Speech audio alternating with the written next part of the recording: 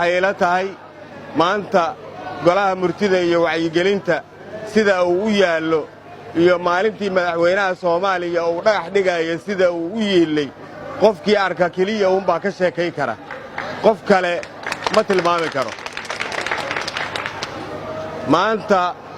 waxaan isleeyahay waagii ugu horeysay la dhisay waa ka qurux badan sababtoo ah waxa la geliyay naf iyo maal aan hadii alla ku rooyo waxba laga hagran intii ka shaqaysay oo dadaalkaas gelisay oo maanta bilicda uu leeyahay u yeeshay oo ay ugu horeeyaan madaxweynaha Soomaaliya iyo ra'iisul wasaaraha dadaalkoodii waa mira dhalay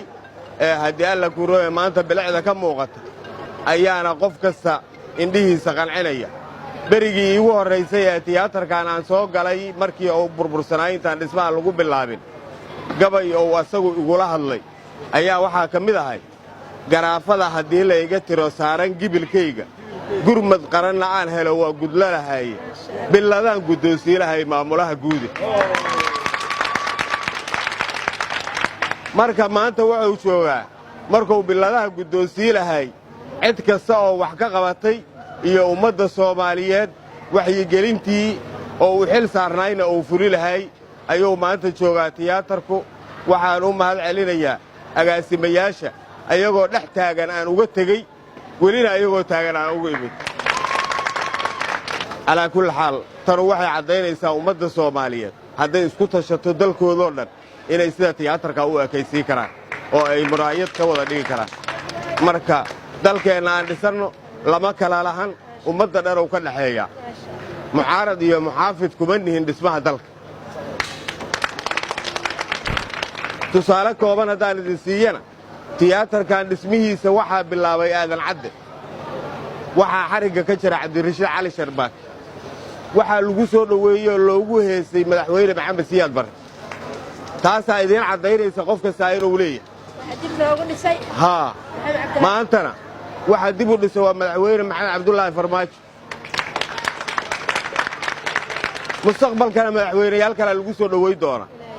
marka mucaarad iyo muxaafid kala ma laha dhismaha dalka cid kasta ayuu ka dhaxeeya wadankeena aan wada dhisano waa maasantiin wassalaamu calaykum waraxmatullaahi wabarakaatuh waxaan joognaa xarunta tiyaatarka qaranka golihii murtida iyo madadaalada xaruntii wacyigelinta dadweynaha xaruntii kulanka ummadda Soomaaliyeed xaruntii shirarka caalamiga lagu qaban jiray xaruntii madaxda siminaarada ku qaban jireen xaruntii heesaha kadiska lagu qaban jiray xaruntii waxbarashada kadiska loogu qayb gali jiray waxaana la jooga maareeyaheennii hore khayr Allah siiye shaqadan wax badan isla bilaawna markay dhib badneed oo qasaq badneed